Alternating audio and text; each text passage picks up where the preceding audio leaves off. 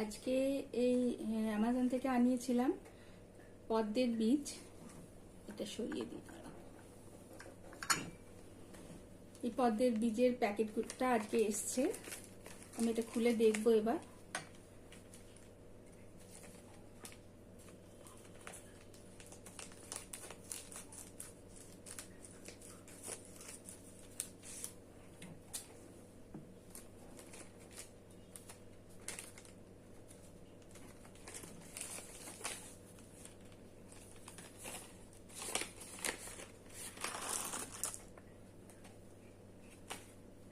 দেখো কতগুলো আছে, 1 2 3 4 5 10 15 20 21টা বীজ আছে। এখন সবকটা জার্মিনেট হবে কিনা আমি জানি না, তবে বলে যে এই পদ্মের বীজের যে ছুঁচলো ভাগটা, যে দিকটা ছুঁচলো থাকে, পয়েন্টেড থাকে, সেটাকে ঘষে তারপর লাগাতে হয়। তো আমি এর মধ্যে থেকে দুটো নিয়ে আমি আজকে ট্রাই করব। আমার কাছে যেহেতু স্যান্ড পেপার নেই, আমি তাই এই নোড়াটাতে দেখি ঘষে। এর ভেতরে বলছে সাদা অংশটা বের করে নিতে হয় ঘষে। খুব ভালো করে ঘষতে হবে, তবেই বেরোবে।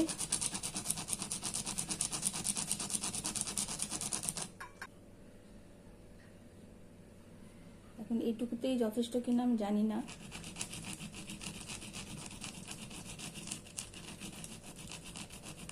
আর একটু ঘষে নিই।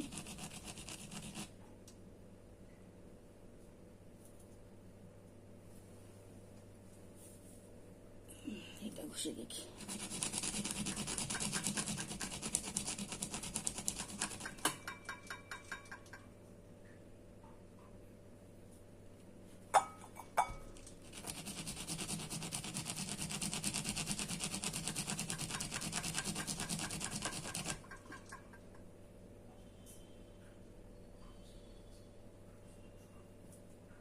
সাথে সাথে দেখা যাচ্ছে কিন্তু পয়েন্টেড অবস্থাটাও রয়েছে।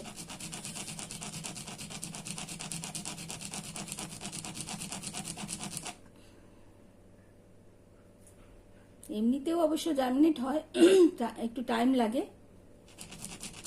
ঘষে নিলে তাড়াতাড়ি হয়।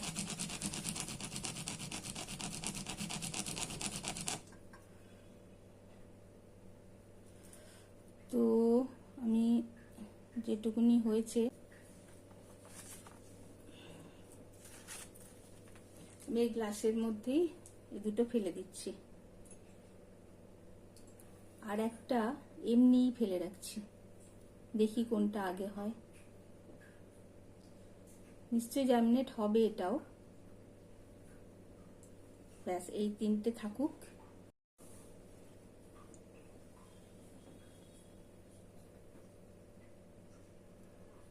এই পদ্মের বীজ তিনটে লাগালাম মানে কি, এখন জার্মিনেট হওয়ার জন্য জলের মধ্যে রেখে দিলাম। এর গাছগুলো বের হলে, অঙ্কুরিত হলে, তারপরে আবার বড় গামলার মধ্যে, জলের মধ্যে আর একটু কাদা মাটির মধ্যে লাগাবো। সেটাও দেখাবো পরে। দেখি আগে কদিনে জার্মিনেট হয়, আদৌ হয় কিনা।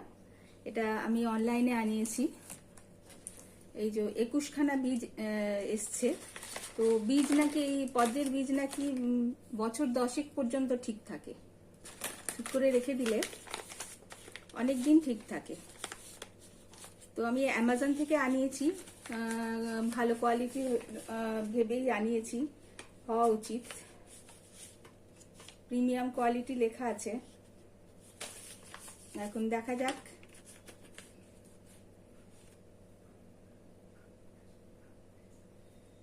এখানে পুরো ডিটেল দেওয়া আছে, কি করে সয়েল প্রিপেয়ার করতে হবে, কিভাবে সিডটা মানে বীজটা বুনতে হবে, তারপরে জল কিভাবে দিতে হবে, ট্রান্সপ্লান্ট কিভাবে করতে হবে, সবই দেওয়া আছে, লেখা আছে।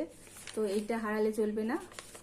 এইটার অ্যাকর্ডিং আমি দেখি কি হয়।